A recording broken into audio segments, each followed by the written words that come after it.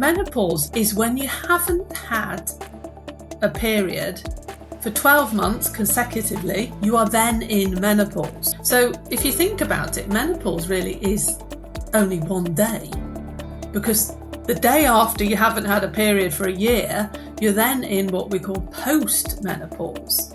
If you're not using any hormones, you are at risk because you need estrogen and progesterone to keep your bones healthy. You need estrogen for cardiovascular and circulatory health. Hello, everyone, and welcome back to another episode of Wellness for Life. I'm Niki Wolf, your host for today, and I am thrilled to welcome Alison Bladh, an award-winning registered nutritional therapist and esthetician with over 30 years of experience. She specializes in supporting women through perimenopause, menopause, and beyond. She's the creator of the 21-day Reboot and Reset for women over 40, which is an innovative program designed to help women regain their vitality during midlife. She blends personalized dietary, health, and lifestyle strategies to help women thrive with confidence during menopause. Alison, it is such a pleasure to have you on the show today. Oh, thank you so much. It's lovely to be here. Thank you for having me on your podcast. Absolutely. I think this is such an important topic because so many of us are going to go through this season of life. Some of us are in it. And I even feel like myself, I'm not as well educated on these chapters and what's actually happening in our bodies and how we can mentally and physically prepare ourselves. So I'm really excited to explore this conversation today. But before we get into that, I'd love to just see, what inspired you to focus on women's health, particularly around perimenopause and menopause? Yeah, thank you. My journey really my love and interest of hormones started when I was a teenager, because I had very bad acne. It's horrible enough being a teenager, isn't it, with all the hormone fluctuations? But then alongside of that, you have acne develops. So even at that age, I decided that, I didn't want to just take medication. I wanted to understand what was happening in my skin. So I read a lot and thought, okay, I'll change I'll do things differently. And I saw huge improvement in my skin. So that led me down to train to be an esthetician, a beauty therapist, because of my interest in the skin. And I was automatically attracted towards women that had hormonal skin problems, because that was my kind of speciality. Perimenopause, menopause, there's lots of things that can happen in the skin. But also, alongside that, I saw my mother. I saw all my mother's friends, all kind of the females that were closer to me that were at perimenopause or menopausal age, always having these symptoms like hot flushes, mood swings, irritability, not being able to sleep. But nobody spoke to them about it. It was all very much, it was called the change. Oh, I'm going through the change.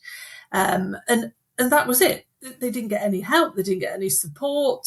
We just didn't talk about it. And I guess I remember seeing my mother really suffering, and she tried various other things, but she didn't get any help from any sort of medical profession. It was more just pull yourself together. So then I made it my purpose and vision in life to give women the education and the knowledge that they need, so they don't have to feel like that. Because as you said, Niki, every single woman will go through this.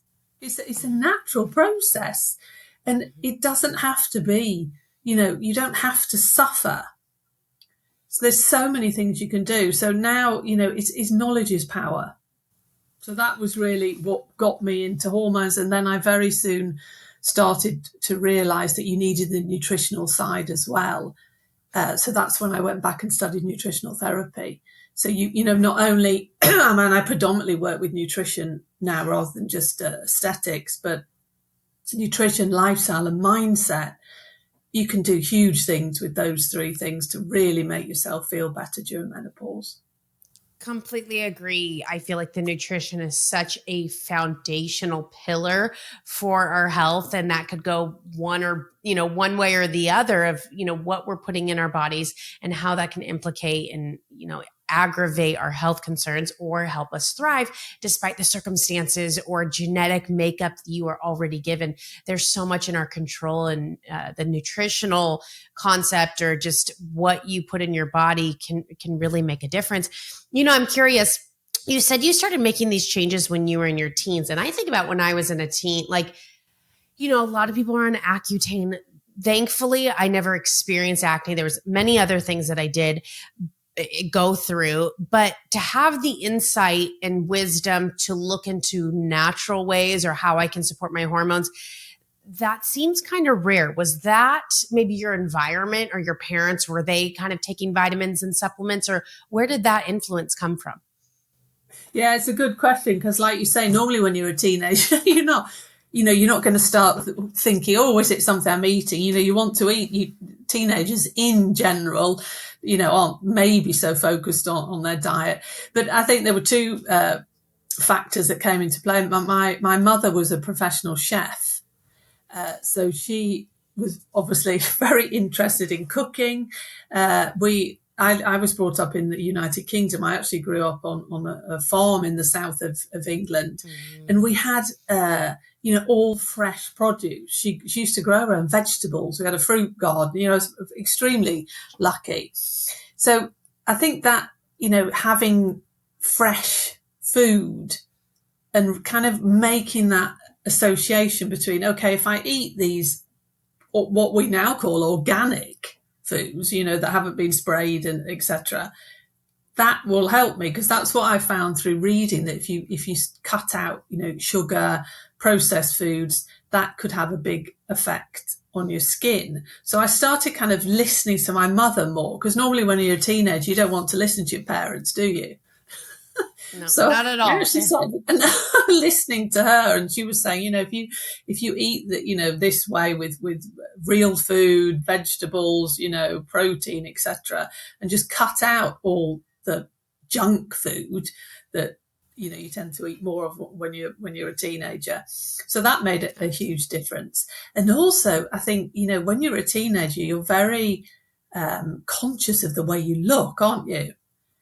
So that was a trigger for me that, I don't want to have this on my face. I'm extremely self-conscious as it is when you're a teenager.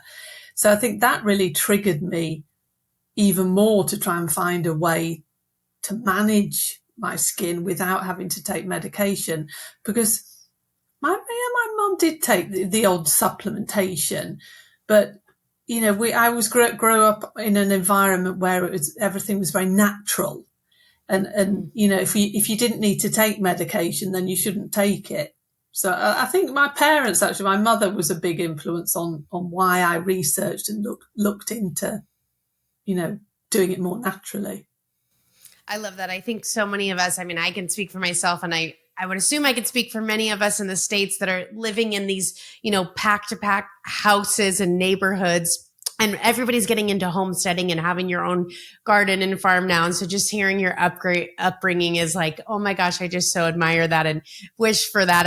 My family and I are moving at the end of next year to a new area where we have the ability to kind of have a life like this. And it's just, but to your point, it's like growing these fruits and vegetables that have always been organic. And now we, have to put this label on there because it's something, just a big change and development that's happening. But yes, absolutely, the power of fruits, vegetables, growing your own food, how that can affect our health. Now, one thing I'd like to do before we really dive into, the role of nutrition and stress management and sleep during these phases, I'd love to lay out what these main phases are. So coming from, your 20s, 30s, all the way on, if you had to explain this to an 8th grader of these are the changes and the transitions, and these are kind of the stages to expect, what are those, and what are some of the key hormonal changes that happen between those different transitions? Yeah, it's important that we understand this, because even, women, I work with women on a daily basis that are in perimenopause, menopause, and we don't necessarily totally understand what that means. A lot of women have never even heard of perimenopause. They don't really know what that is. But if you look at the hormonal life of a woman. As we've already said, puberty, that starts, actually girls are going into puberty younger, and younger.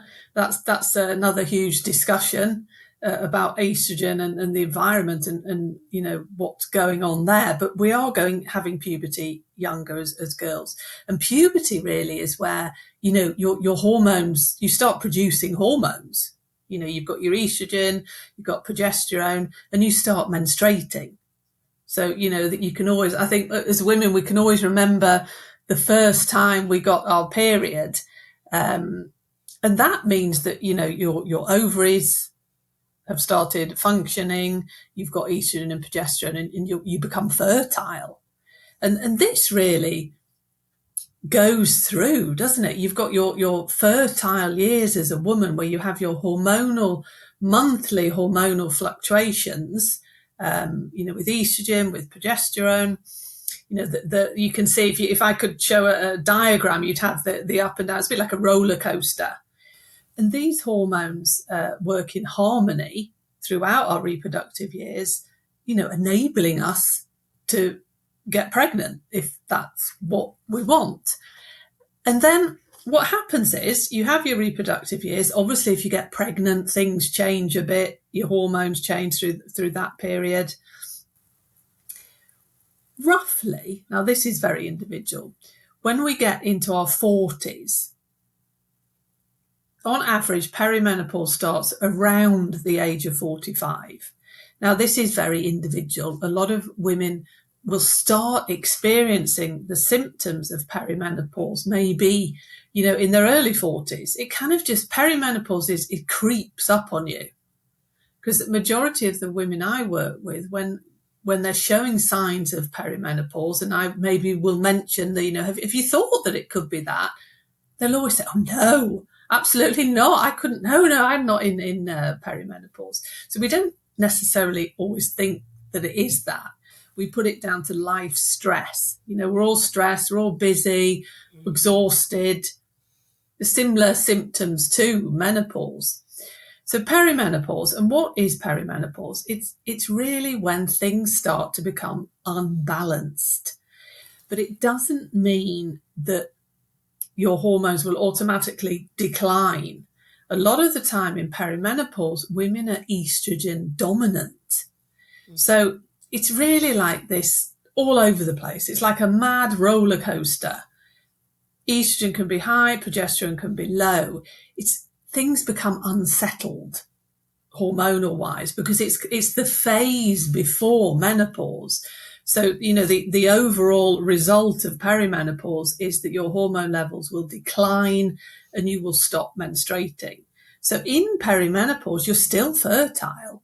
You're still having your monthly cycle, but things are a bit chaotic. You can have heavy periods. You can maybe skip a month, not have a period. You can start experiencing the menopausal symptoms. And there's loads of them. There's over like 40, like the hot flashes, weight gain, irritability, like brain fog, not being able to focus, itchy skin. The list of menopausal symptoms goes on and on and on. But they start normally in perimenopause. Not every woman will experience symptoms. Some women just glide through and just don't really understand anything about what all the fuss is. But that's quite unusual. Majority of women will start experiencing things due to the decline in these hormones. We need our hormones. Estrogen is not just a reproductive hormone. It is needed for virtually every bodily function. And I think that's something that a lot of us don't realize, how important estrogen and progesterone is for everything. If you take brain fog or, that not being able to remember things, estrogen is needed in the brain. And when you have a decline in estrogen and you're not producing estrogen anymore, the brain isn't getting the messages from the estrogen that it should. And that affects the whole bodily system. So that's perimenopause. And perimenopause goes on roughly till the age of 51. Interestingly, it does vary depending where you live in the world, depending the cultures that you come from. But in the Western world, it's roughly the age of 51. And what is menopause? Menopause really is when you haven't had a period for 12 months consecutively. You are then in menopause. So if you think about it, menopause really is only one day, because the day after you haven't had a period for a year, you're then in what we call post-menopause. Now, post-menopause is the rest of a woman's life. We're living a lot longer. So, I mean, it can be 30, 40 years plus. And this means that you are no longer fertile. Your ovaries are not functioning anymore. So you're not able to produce eggs. And your hormones have declined considerably. I mean, you have your body's very clever. I mean, it understands that it needs these hormones. So you produce a very small amount from your adrenal glands, which sit on top of your kidneys, but it's a very small amount. So, you need estrogen and progesterone to keep you healthy. So when you're in postmenopause, you are at a higher risk of chronic diseases like osteoporosis, cardiovascular disease. And is that because dementia. The hormones are dropping so significantly? Yeah, it's because when you're in postmenopause, you don't really have these unless you're, hormone replacement therapy, you can replace them. But, if you're not using any hormones, you are at risk because you need estrogen and progesterone to keep, for example, your bones healthy. You need estrogen for bone health. You need estrogen for cardiovascular and circulatory health. You need estrogen for brain function and brain health. And we're more research is coming out on this now. We always need more research on women. Unfortunately, it's lacking quite considerably. But we do understand that the female body, there's a lot of things that happen when we haven't got our hormones. We're more vulnerable. Metabolic conditions, insulin resistance, your blood sugar can be affected, again, due to the metabolic changes when these hormones decline. There's a lot that goes on in the body as we transition through this period in our lives. Virtually every bodily system is affected. So, just to recap, you've got perimenopause, roughly 45, all the hormonal fluctuations, then menopause when you haven't had a period from 12 months, and then postmenopause, which is the rest of a woman's life. Fantastic. Thank you so much for laying that out. One thing that I do want to do, because I can easily get confused on it, and I'm sure listeners might feel the same, is, and like you said, estrogen and progesterone have so many different functions. This could very well be an oversimplification, but is there a possibility to say, okay, estrogen, these are the three main things that those hormones do? Because I believe estrogen is like estradiol. It's a combination. But if you had to categorize estrogen doing this, progesterone doing that, can we do that? And what would those three main functions be? Again, I'm assuming there's a long list of them, but if we kind of had to categorize, to have just a quick snapshot view of what those do, what would those be? That is a difficult question to answer because there's so many things, like so many really important things. Well, all of the things are important, but I mean, progesterone and estrogen, the main thing, or the thing that we think of, is reproduction. I mean, they're sex hormones. So, without these hormones, we wouldn't be able to reproduce. So that obviously is the main, the top thing for these hormones. But they're estrogen it creates like metabolic health. So we need it for all the metabolic functions in the body. That is obviously a very big, big thing. It's so difficult just to put it down to three because, you know, you're looking at brain health, you look at bone health. It's difficult to simplify it because I feel that all those points are so important. But I mean, I think initially with estrogen and progesterone, the main thing is that it's there for reproduction. Now, so you've got reproduction, but then under that, you know, you've got a list for both of those hormones that really crucial bodily functions that they're needed for. It's what I call a mother hormone. It's like a master hormone. It really isn't just a reproductive hormone, which a lot of us think. Yeah. One thing that I've heard too is that when you can correct me if I'm wrong, when we're pregnant, our progesterone increases significantly. And I think a lot, like I'm right now 20 weeks and with my second, and in both of my pregnancies, I feel so much better. My health concerns and previous issues have all dramatically decreased. This time I'm a little more tired because I'm chasing a toddler around and up so early. But besides that, I generally feel healthier and better during pregnancy because of the elevated levels of progesterone and, you know, different things that I've read. You know, it's kind of like a super woman hormone. Like it gives you energy. It makes you feel good. And that's where part of the reason is when birth happens and there's postpartum issues is because the hormones dramatically decrease. And is that safe to say that like progesterone is, I mean, again, it's oversimplification, but that it gives a lot of that like zest and energy for women as well. And so if you're saying as we get into perimenopause and menopause, both of those hormones are starting to decrease, it makes sense that the fatigue comes, the lack of maybe joy or life or energy starts to decrease. It just makes me think of how crucial, and again, I haven't dove into estrogen enough, but how crucial progesterone is for our well-being and our vitality. Yeah, it's totally true what you said, Nikki. Progesterone is crucial, and it gives us. It's kind of like this.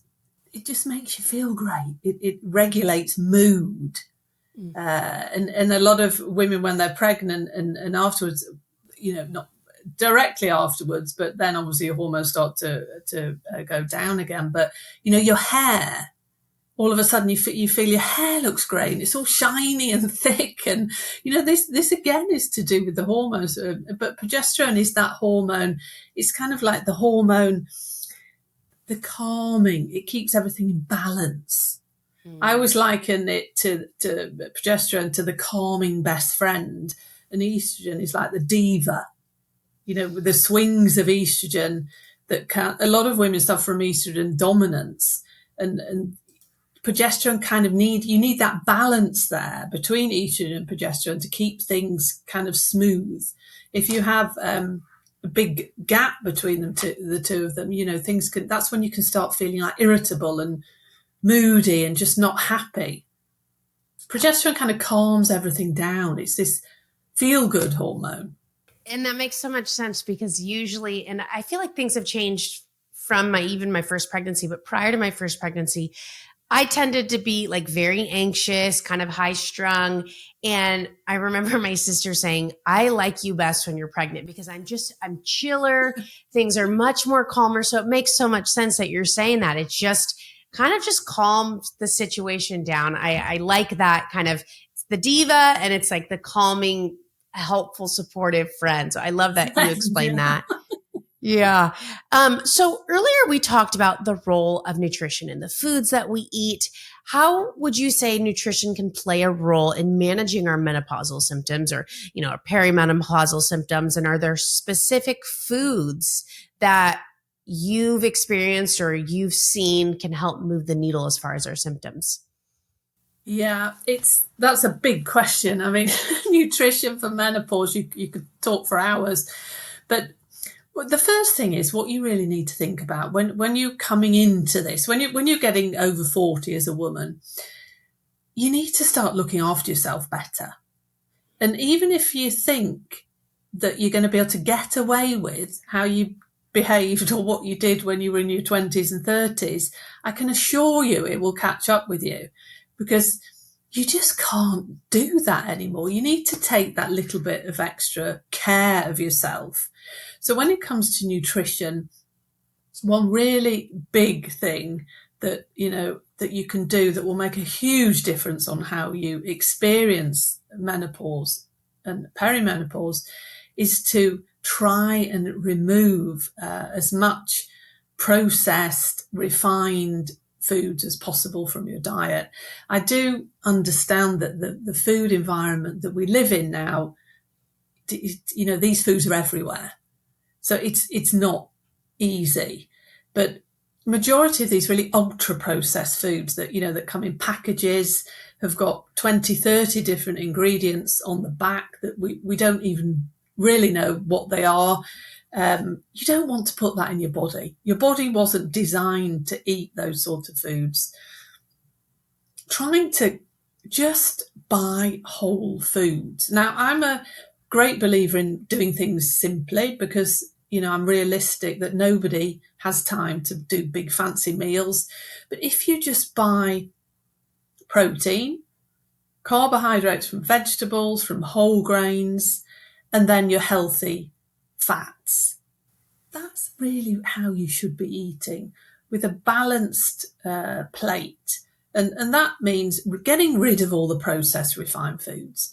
Choose not to eat those foods because it's shown in research. I mean, this isn't just for menopause. This is in general for our overall health, for everybody. We shouldn't be eating those foods. But with menopause and menopausal symptoms, if you're eating a diet high in refined carbohydrates, sugary foods, you tend to experience menopausal symptoms worse, particularly hot flashes. Sugar isn't beneficial for our system. We don't actually need sugar. It has no nutritional value. So getting rid of all those foods, thinking about having a balanced plate, and that means getting protein, which we need as women. We don't tend to eat enough protein as women. We need protein to help with muscles. As we get older, we lose our muscle mass. We need it for hormone, the building of hormones in our body, and for many, many other functions. So, but what is protein? If you eat meat, it's, white meat, red meat, like chicken, fish, seafood. Dairy products contain a good amount of protein. If you don't eat meat, you've got all your soya products, you've got beans, nuts and seeds. That's what we call protein. So about a quarter of your plate should be protein, roughly about the palm size of protein with every meal. And then we want carbohydrates. Now, carbohydrates, most people, when they think of vegetables, they don't necessarily think that a vegetable is a carbohydrate. A vegetable contains carbohydrates. So you want to really fill up half your plate with vegetables, salads. There's a vast amount of vegetables and salads that you can buy. Delicious. So really fill up half the plate full of vegetables. You've got your protein, and then, whole grains. So get rid of all the white refined products like white rice, white pasta, white flour, all of those things. We want foods that contain fiber, which are the whole grain foods, the complex carbohydrates, like brown rice, whole grain pasta, quinoa, all of those wonderful grains you should have on your plate. If it depends, I mean, this is for a balanced plate. If you're talking about weight loss, then obviously that's a different conversation. And then we want our healthy fats. Now, healthy fats, I know that the era that I grew up in, fat was a swear word. It was like nobody ate fat. Everything was totally like carbohydrate dominated. But now we've understood that fats are very important for our health, but it's the sort of fat that you eat. You want to be eating healthy fats. Healthy fats are needed for hormone production. They're needed for cell production. There's so many things in the body that we need fat for. So if you're on a very low fat diet, it isn't good for your overall health. Olive oil, nuts and seeds, avocado, coconut oil, butter, just good old fashioned full fat butter. All of those things are healthy fats, and we want to be having them with every meal. We have to get away from that fat makes you fat. If you're eating in balance with good healthy fats in moderation, of course, that's balanced eating. You shouldn't just cut out fat. Fat isn't the bad guy. Sugar is. Mm-hmm. So that really is the way to think about eating in general. But certain foods that you can think about for menopause is there's something called phytoestrogens. Now, phytoestrogens are actually plant estrogens, and they're a similar chemical structure to estrogen, or our body's estrogen, but it's not the same. But phytoestrogens have been shown in research to have an effect and help relieve certain menopausal symptoms. And they're, for example, you can get them from linseeds, flax seeds. Mm-hmm. I think they're called in the US. Beans, legumes, certain berries like blueberries. It's a plant estrogen, and it can be very helpful to help relieve menopausal symptoms. And they're also very rich in fibre, which is another thing that we need as women, because what we want to be doing, particularly in perimenopause, is we want to be able to be eliminating our hormones. So if you're not eating enough fibre, your body won't be able to eliminate them. That's elimination. I mean, going to the toilet, because we need to get rid of these. It's like detoxification. Wonderful vegetables for women are cruciferous vegetables. Fantastic. Broccoli, Brussels sprouts, cauliflower, cabbage.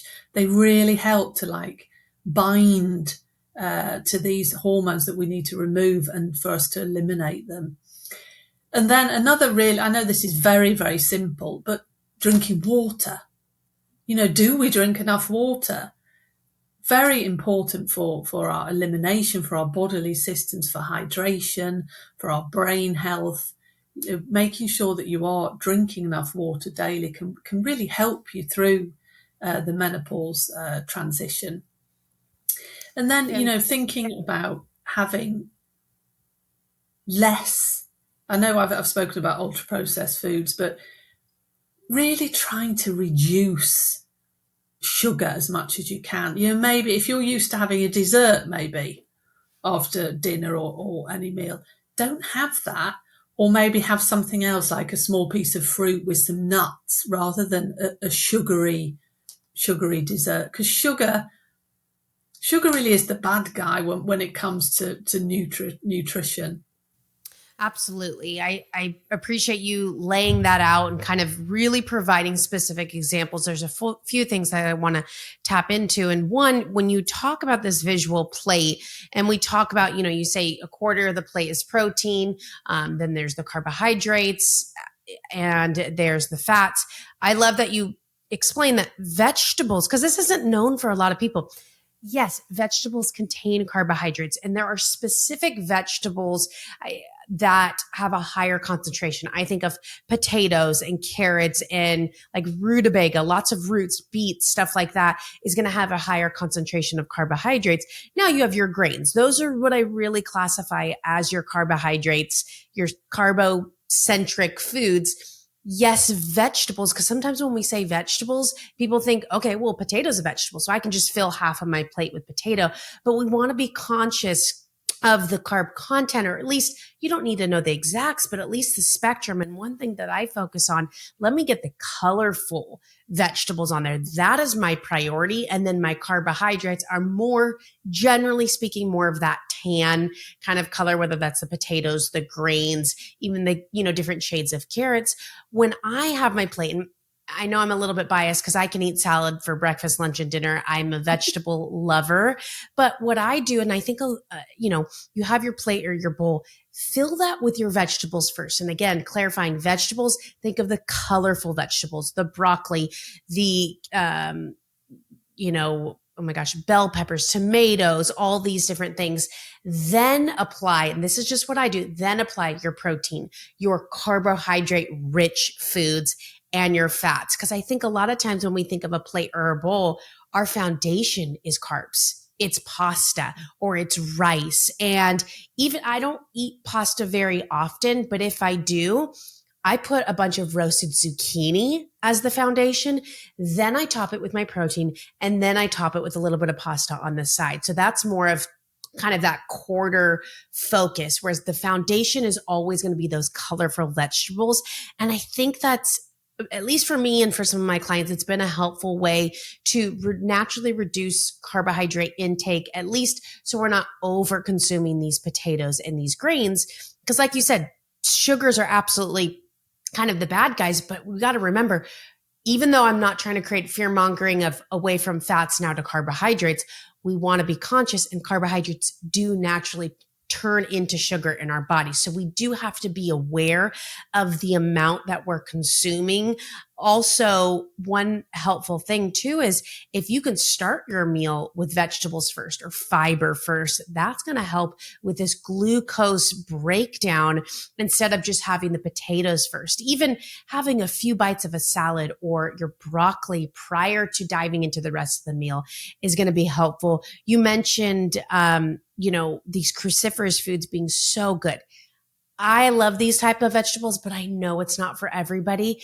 But what you can do is pair it with a really good quality butter, like you said. First of all, fat is flavor. We now know, and it's pretty much been debunked, that fat is incredible for us, especially if we consume good qualities. Get a grass-fed butter, put, a tablespoon or 2 tablespoons on top of that broccoli, add some seasonings. It's absolutely delicious. If cheese is your go-to form of fat, I remember when I was a kid, I think my dad would make like broccoli cheddar soup, and include bigger chunks of broccoli in there, but you're getting that good quality fat that's going to help, if you're not a fan of the cruciferous vegetables. And the last thing that I would say is, again, if it is, if you tend to eat a lot of these processed foods, it's hard to make that big shift to, okay, now I'm just going to have produce. It's just a very tricky thing. I think one thing that's helpful is when you go to the grocery store, shop the perimeter, meaning the exteriors, and try to avoid the aisles. That's generally where majority of the processed foods are.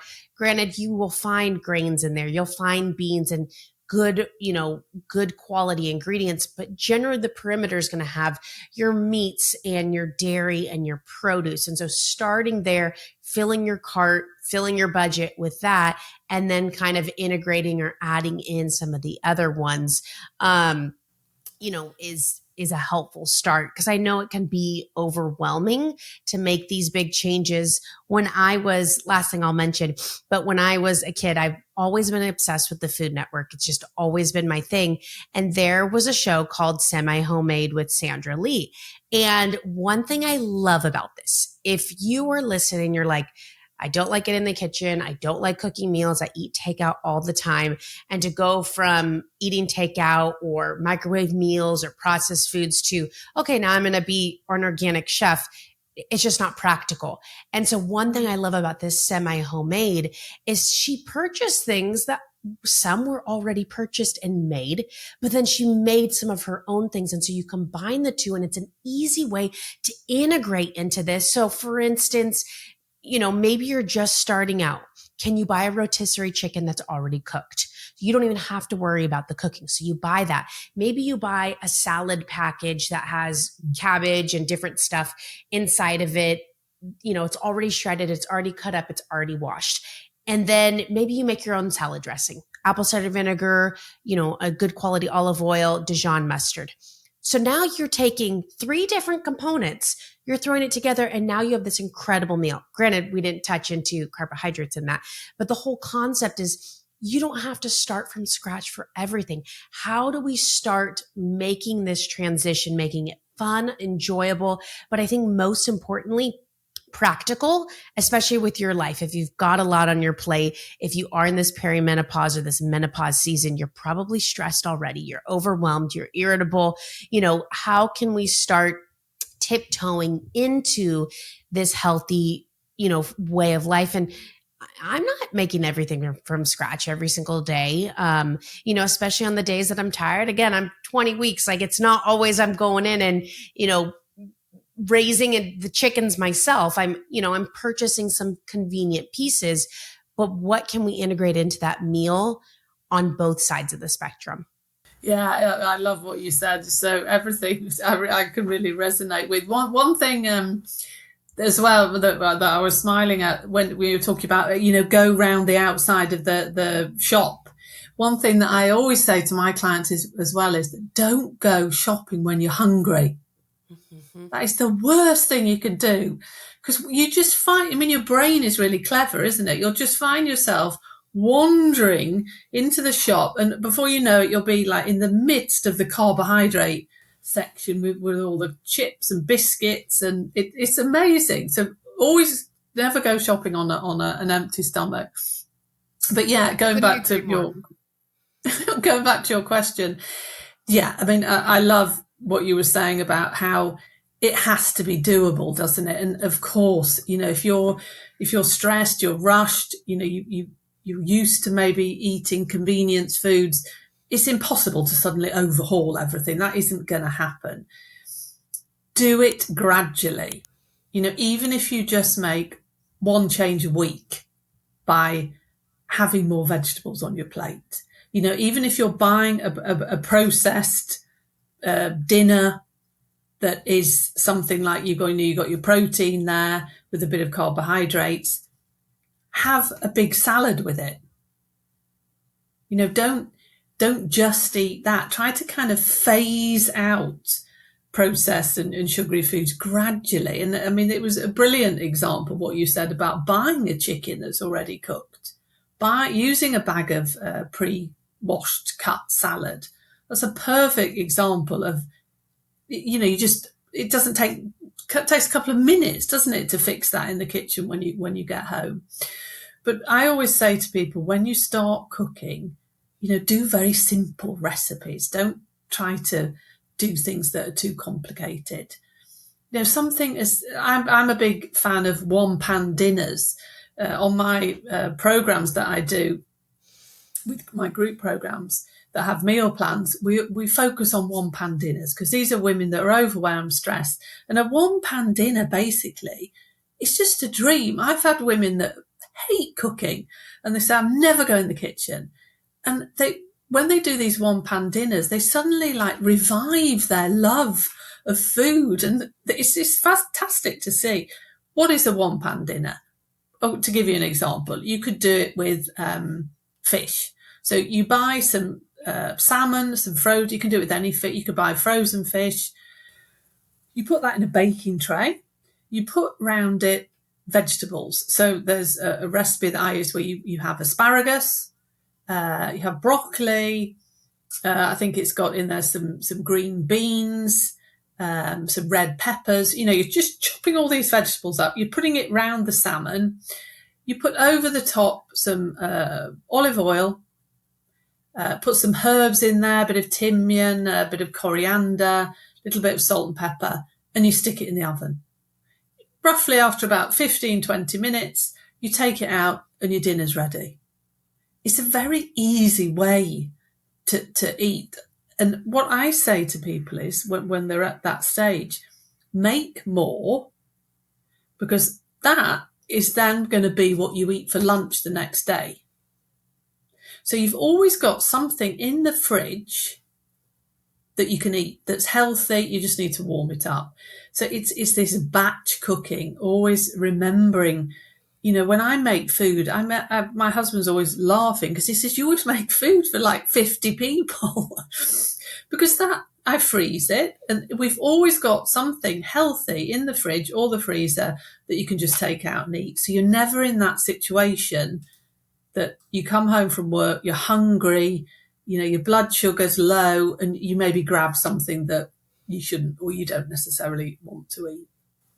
I think that could be one of the biggest tips that I would have for people trying to be healthier is making a bigger quantity. The amount of people that I hear will just cook for that one meal. And again, my husband and I are probably on the other side of the spectrum where we don't experiment enough with new recipes and we make these kind of one dish things. We do a lot of the meal prepping where we cook the meat, we cook the vegetables, we cook the grains that will last 5 days at least. And we put that in the fridge. So then when it's mealtime, we just scoop a little bit of this, scoop a little bit of this. It's kind of like a Chipotle line at our house, which is great. But I do see it's on the other side of the spectrum where there might not be plenty of diversity if you really like a new meal each time. But see if you can kind of move a little bit more there. If you're just currently cooking for that one meal and then the next day you're lost and you end up going eating out, can you cook double or triple that recipe? So I love that you mentioned that. I feel like there's so much more we have to discuss and we're already kind of getting close to time. But two things that I want to explore real quick is stress management, because you mentioned this earlier and I thought it was fantastic that a lot of times during this perimenopausal season, we think these perimenopausal symptoms are just exhaustion of life and the speed of which we're going at, the overwhelm. We just think that's due to our personal and professional life, but really it's an indication that we are creeping into perimenopause. How would you recommend, what we can do for stress management and the role that it plays in these seasons? Yeah, stress. I mean, when I work with clients, that's one of the first things that I address is stress. Because if you're chronically stressed, which it seems the majority of the population seem to be at the moment, it's very hard to get results because the stress hormone cortisol is in your circulation. And along with that, cortisol is great. It's there to enable us to run away from danger, like that initial response. I'm in danger. I need to run away. But what's happening now in society is we're not actually in danger, but we get this cortisol response throughout our daily life from, you're annoyed with the boss at work or you've been stuck in traffic, you're getting irritated. You found it hard to get out of the door in the morning because your children are playing up. All of those things give us a stress response. So that means your cortisol levels are in your system constantly. And this, along with that, comes a lot of things. One of them going back to blood sugar, high blood sugar, fat storage. So if you're very stressed and looking at weight management, it's virtually impossible to lose weight because cortisol is a fat storing hormone, and you tend to store it around the tummy area. What can we do? As we come into perimenopause and menopause, because of all the hormonal fluctuations, we can find that we get irritated more. We can't handle stress like we used to. We really kind of just can be irritated or just have less tolerance. And, it's the hormones, it's the fluctuations, and the cortisol. When you've got the higher levels of cortisol, it can make you feel really irritable. Stress management is a huge topic. And what I say to people is you have to find something that works for you. Because the last thing you want is someone saying to you, okay, I want you to do an hour's yoga a day, or I think you should start meditating. Great, if you can. But the majority of people don't have time or they just haven't got the possibility to do that on a daily basis. A great thing to do is a stress audit, which I do with clients. And that is where you basically just have a piece of paper and you write down, take a day, and you write down the things that you find that are causing you stress in a day. And it could be as simple as not having time to eat breakfast. You don't enjoy your job anymore. You get stuck in traffic at work. It can be anything. It doesn't have to be huge things, but they cause you stress. And then you sit down and you think, okay, what can I do that could help relieve that? Is there anything that I can do that can relieve those things? And it can be sometimes just very small things, like not being able to eat breakfast. Okay, have something ready in the fridge that you can grab and take to work with you, like a hard-boiled egg and some nuts. You can put it in your handbag. You don't even need to, it takes you 2 seconds to grab it out of the fridge. That removes that stress. So there's always a way round things, but unless you really face it and are honest with yourself, it's difficult to manage stress, and you have to make time. I make my clients, I ask them to put time in their schedules for themselves, even if it's just 10 minutes. Because if it's in their daily schedule, then they'll do it. But if it's not, then, just work and everything. Deep breathing. I'm a big fan. I've seen amazing results with people just by breathing. You're sat at your desk all day, your shoulders are up here, you're typing away, the phone's ringing, you're constantly stressed. If you just relax your shoulders and take 2 or 3 deep breaths, what it does, it resets your nervous system. And it resets the nervous system into the state which is the relaxing state. It's not the state that we feel we need to run away from something. Doesn't cost anything. You can do it anywhere.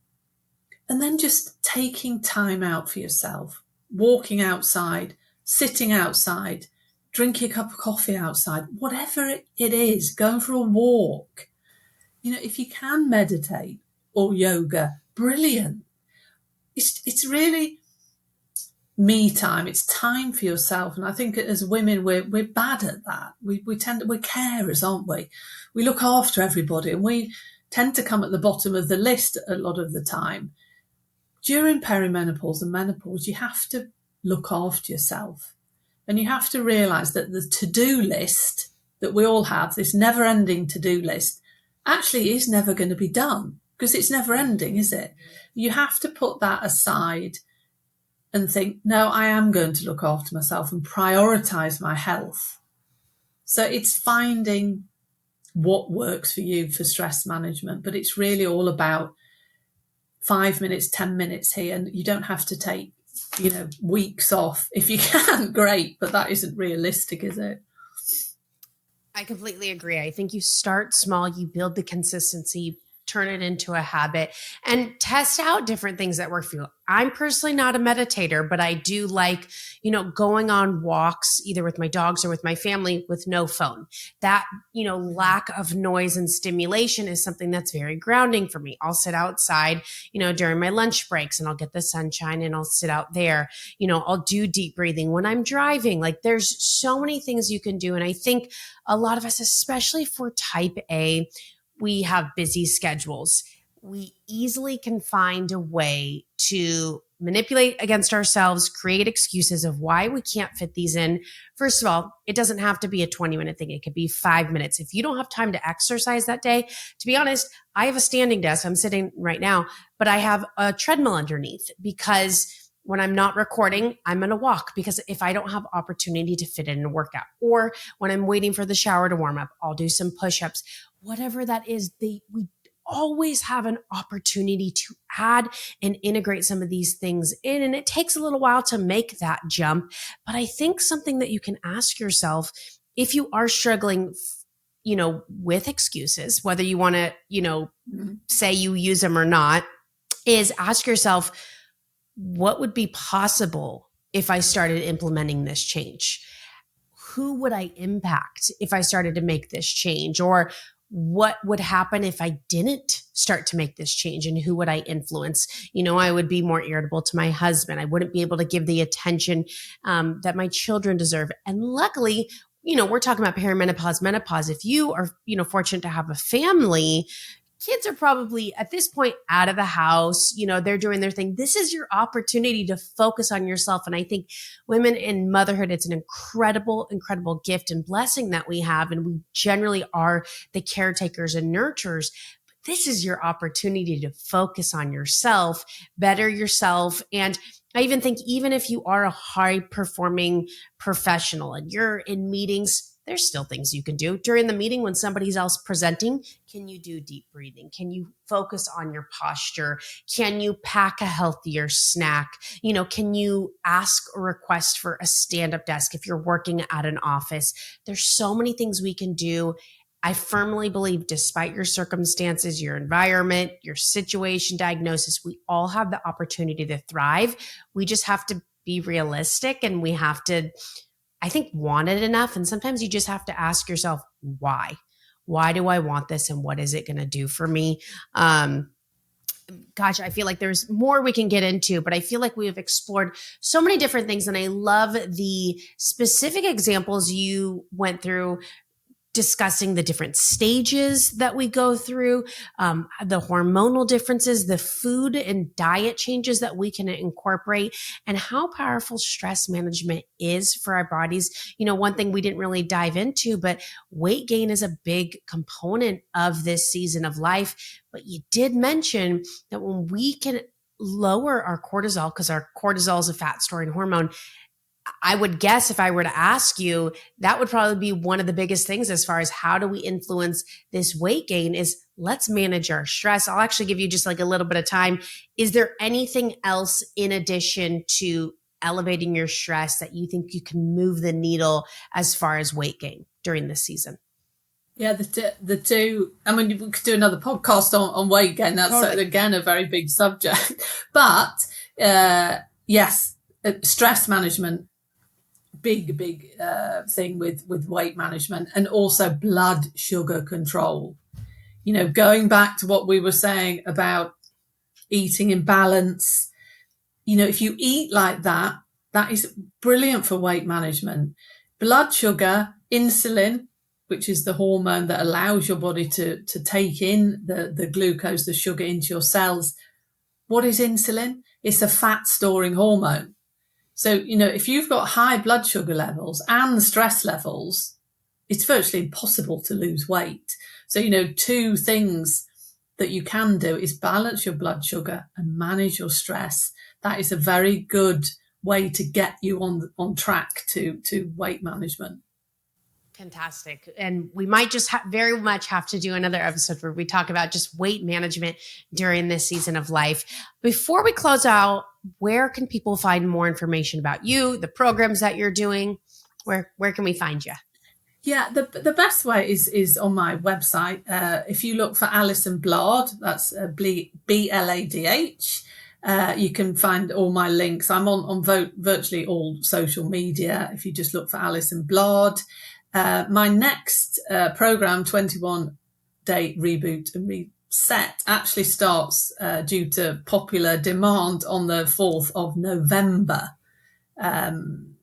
So that is a 21-day reboot, really looking at all aspects of women's health over 40. It's wonderful, great groups of women. We get some fantastic results. And also on my website, there's lots of free downloads there if anyone wants suggestions, meal plans, for different, skin health, weight management, etc. So please feel free to go there if you want to download anything.